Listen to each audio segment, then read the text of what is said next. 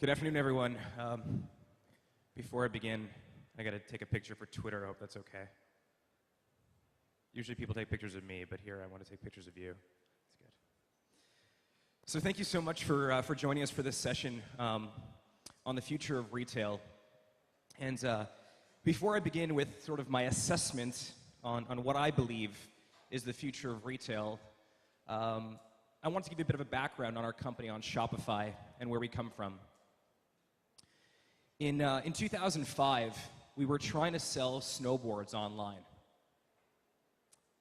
Mostly because we were living in Canada. Canada has a lot of snow.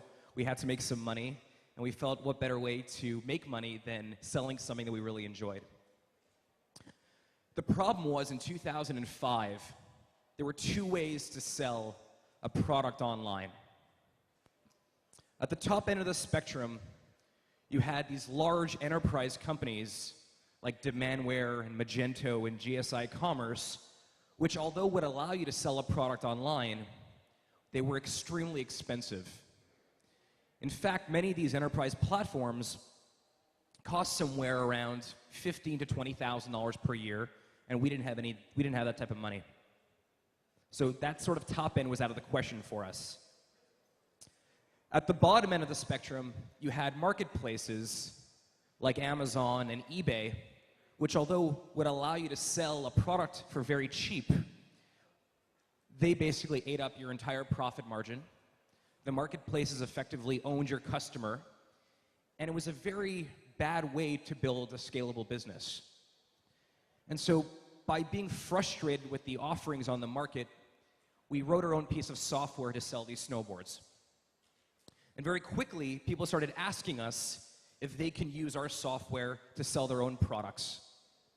We realized that selling snowboards was a good idea, but selling the software that powered that store may be a great idea. I hope they have the handsome filter put up here for me with these new lights. Between 2005 and 2014 today, we've helped more than 100,000 stores create businesses online in more than 160 countries.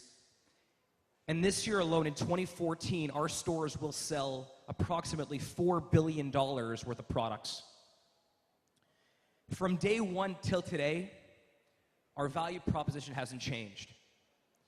We want it that if you know how to use email, you can build a store on Shopify in a couple hours.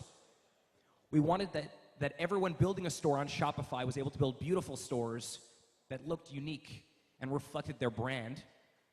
And the third value proposition that was important to us is that we want to ensure that we would allow you to build very scalable stores. And so you can start on Shopify, but you can grow very, very large without having to re-platform. And so while most of our stores today would self-identify as SMBs, companies like GE and Google and Tesla and Gatorade and Budweiser have all come to Shopify as well. So our focus has always been on the small business market, but the fact that some of these large Fortune 500s are also using Shopify is a huge endorsement as to the scalability of our platform. So that's it for my pitch. No more plugging Shopify. I want to talk about the future of retail. Like many of you in the audience, I've been in retail most of my life. I started my first store when I was 17 years old, even before law school when I was an undergrad, selling t-shirts. Whoa. It's crazy. So let me get into a little bit of what I believe the future of retail is all about.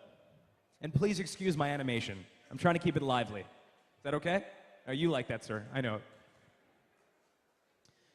So this store behind me is called Wanamaker's Department Store.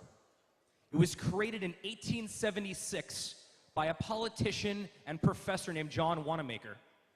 This is actually the same guy that came up with the quotes, 50% of my marketing works, the problem is I don't know which 50%. He also created John Wanamaker's store.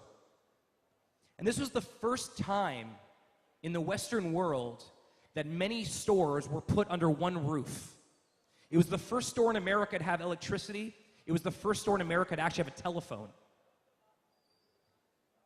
And my belief is that things have been pretty damn boring ever since this store was created. We've seen little to no innovation in retail. We've seen a lot of the same things over and over and over again ever since. This is a store from the 50s, strip mall. Not much innovation there. This is a department store in the 80s. This is today in India.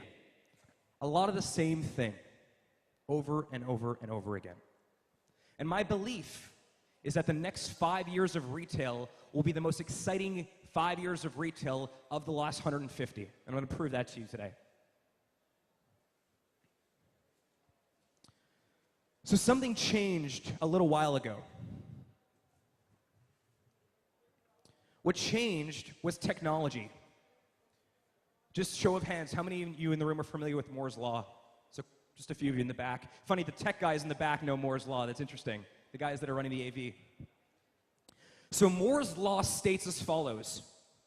Every 18 months, technology gets better, faster, cheaper at an exponential growth rate.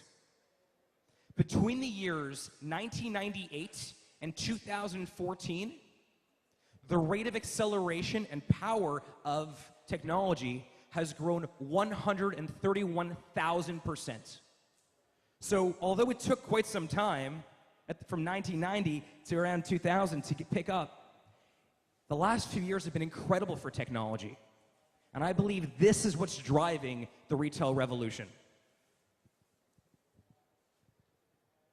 So although it's been fairly subtle over the last few years, you've seen glimpses of how technology is causing retail to completely change and completely shift.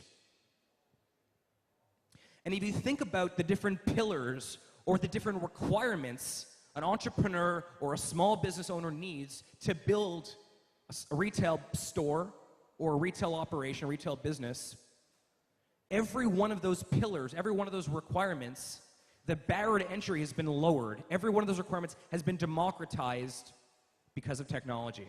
I'm going to go through one by one. So the first thing I would say is complexity has changed. It's become far more simple to build a retail operation, both online and offline, but it's specifically in online. When we started Shopify, the store that we sold snowboards on was called Snow Devil.